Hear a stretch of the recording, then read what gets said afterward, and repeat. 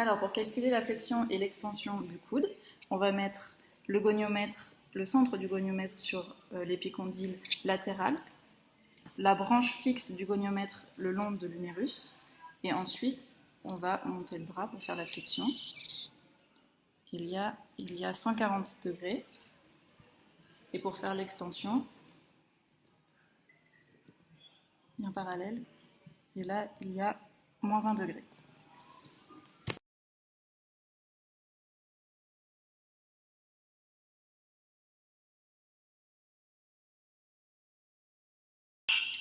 Alors, pour calculer la supination et la pronation, on va mettre le bras du patient avec un angle de 90 degrés et mettre un stylo au niveau de la troisième phalange, comme ça.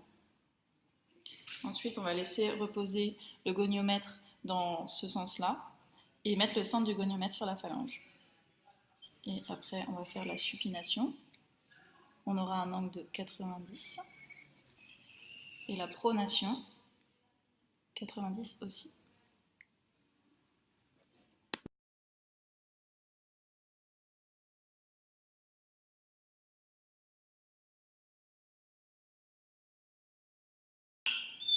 Alors nous allons appliquer l'extension du genou en goniométrie.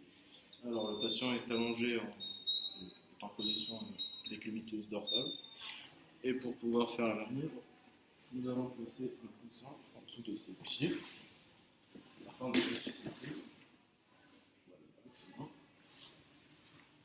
Ensuite, on prend le goniomètre, on place le centre sur condyle fémoral, la barre fixe près du grand trochanter et la barre mobile près du malléole fibulaire.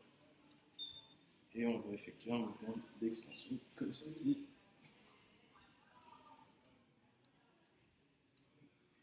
Et si vous pouvez mettre à l'envers, ça fait à peu près 10 degrés. Et voilà.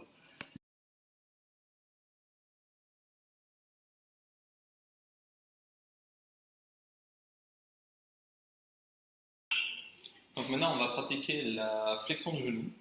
Donc pour cela, le patient est en décubitus dorsal. Pour ce faire, nous allons faire une légère flexion du genou. Ensuite, nous allons appliquer le goniomètre. Donc le centre du goniomètre s'applique sur le condyle fémoral. La barre fixe dans l'alignement du grand trochanter et la barre mobile dans l'alignement de la malléole fibulaire. Maintenant, on va appliquer le mouvement. Donc le patient va commencer à faire la flexion, puis le kiné enchaînera pour une kinésie passive, jusqu'à atteindre la flexion maximale que le patient puisse faire. Allez-y.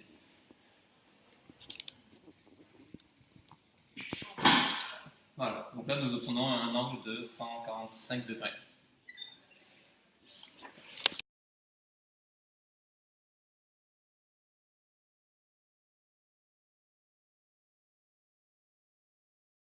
Alors nous allons pratiquer la goniométrie du genou. Alors nous allons faire la rotation interne et externe.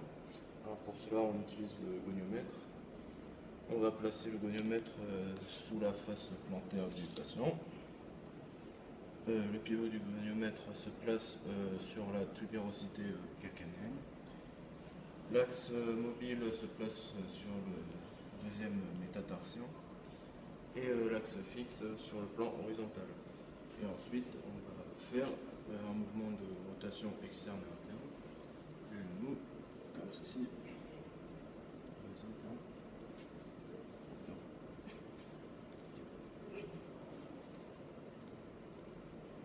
Hop. Alors pour la rotation interne, on a à peu près 30-35 degrés. Et pour la rotation externe,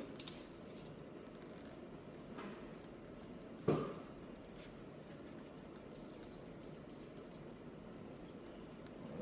on a un résultat à peu près de 45-50 degrés.